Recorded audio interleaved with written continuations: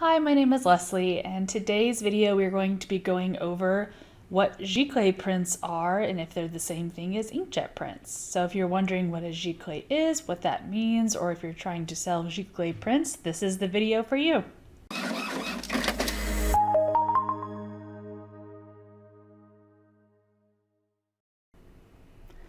So the main question is a giclée the same as an inkjet print?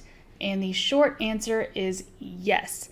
The term was pegged by printmaker Jack Dugan in the early 90s, and he wanted to use it to refer to his prints that were made on the Iris inkjet printer, which was a higher-end inkjet printer at the time. Over the years, the term has come to mean slightly different meanings to different groups. A general consensus would be that it is an archival ink, which is pigment ink on archival paper, which would be matte, canvas, or cotton rag.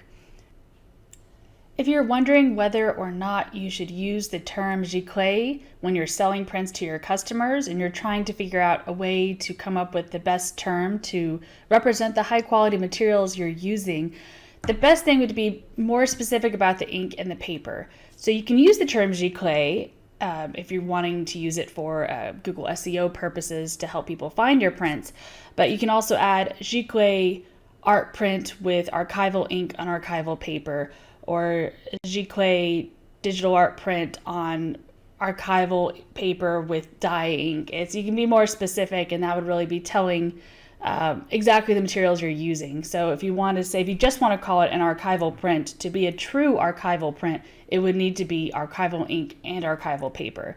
Many people think just the paper will make the image last longer. It has a little bit of an effect whether it's archival paper or not, but the biggest thing is the ink. That's what's going to really make it, like, will it fade or not? So that's the important factor. Pigment is archival. Dye is not considered archival. I will say dye has come a long ways, and printer manufacturers will say now 100 plus years for dye and 200 plus years for pigment. We're a little more realistic, knowing how the final person with the print will most likely handle it. So we still say 20 years for dye and 50 plus, 20 plus for dye, 50 plus for pigment. And that's because if it's in a house or even in a local gallery, it depends on the conditions that are going on there, the pollution, UV, etc. And which leads me to the next point. The most important factor is telling your customer how to handle their print. UV and sunlight is the number one factor in print fade. So if you sell someone a print, they come back a year later saying it's faded dramatically, they may have it hanging in their house where it's getting direct sunlight for the afternoon light or the morning light. Or it could also be in a kitchen where there's a lot of cooking, a lot of pollutants in the air from that going on, or near a candle, or really anything that adds something to the air that can affect the print. It will take away from the longevity. You can help with this by using a print protective spray on prints, or a canvas coating on canvas if you're printing on that. Or you can also use museum grade or UV protective glass to help cover the front. Still, it's ideal not to have a print in any direct sunlight, even with all of that on it, because that will still make it fade faster. Ideal storage conditions, when they say 100 years, 200 years, is a dark room, perfect humidity, which is 45 to 65%, in a box, in a plastic bag, with a archival sheet of paper covering it in the plastic bag in a box in the storage room. So most people don't keep their prints in those conditions, so know that lasting that long isn't most realistic.